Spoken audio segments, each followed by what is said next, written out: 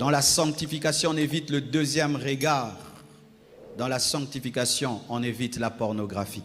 Mes frères et sœurs, aujourd'hui, c'est impossible de parler de la sanctification des yeux sans parler de la pornographie. L'industrie de la pornographie, paraît-il, aujourd'hui, a investi des milliards et des milliards dans la pornographie parce que cette industrie sait que ça marche. Lorsque des jeunes garçons viennent souvent me voir dans mon bureau et disent « Pasteur, j'ai lutté avec 2 péchés. » Sans prophétie, je sais qu'il s'agit de la pornographie, il s'agit de la masturbation. Avez-vous vaincu la pornographie? Avez-vous la discipline par rapport à la pornographie? Lorsqu'on se sanctifie, on ne regarde plus la nudité des autres. À moins que tu sois un médecin et que tu sois obligé de le faire. Car certains aussi médecins, vous êtes des pécheurs. Une femme te dit qu'elle a mal à la tête, tu l'as dit de se déshabiller. Et c'est un secret que je donne aux femmes. Hein. Maman, ne vous déshabillez pas facilement, même à l'hôpital. Il faut qu'il y ait une raison valable, parce que certains sont des impudiques.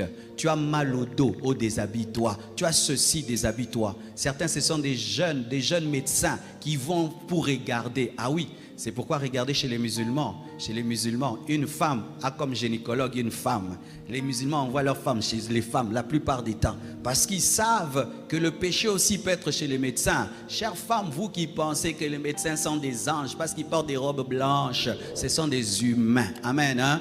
Et ne soyez jamais pressés pour tout. Enlève, enlève. Non, tu veux, c'est regarde là, ici, c'est ici. Et j'aime beaucoup Blanche. Blanche, quand elle va à l'hôpital, elle prend autorité sur le médecin. Elle prend autorité. Oh, faites ceci. Oh, pourquoi?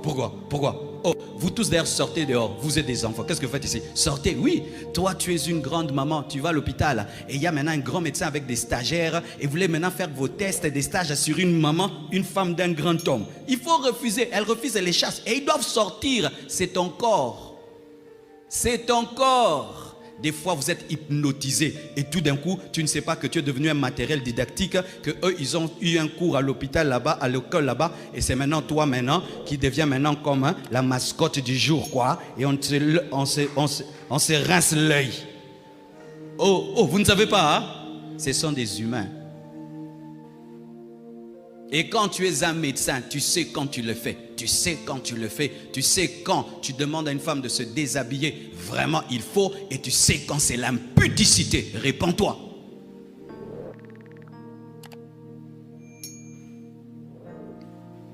Mes frères et sœurs, aujourd'hui, il y a une telle saleté sur Internet. Une telle saleté, mes frères et sœurs, sur Internet, qu'il faut vraiment savoir qu'est-ce que vous allez y faire.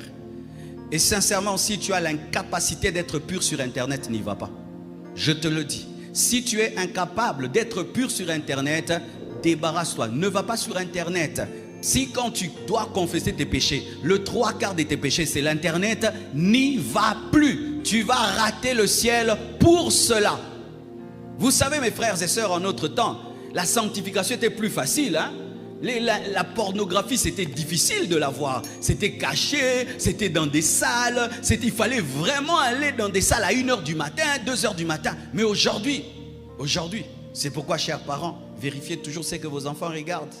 Vérifiez toujours ce que vos enfants regardent. Un enfant s'enferme dans la chambre, il y passe toute la journée. Papa, dis-lui, donne-moi un peu ton téléphone, je veux voir ce que tu as fait, je veux voir. Tu vas dans ses recherches, tu vas voir. Qu'est-ce qu'il regarde? Tu peux avoir un enfant qui te pourrit à la maison,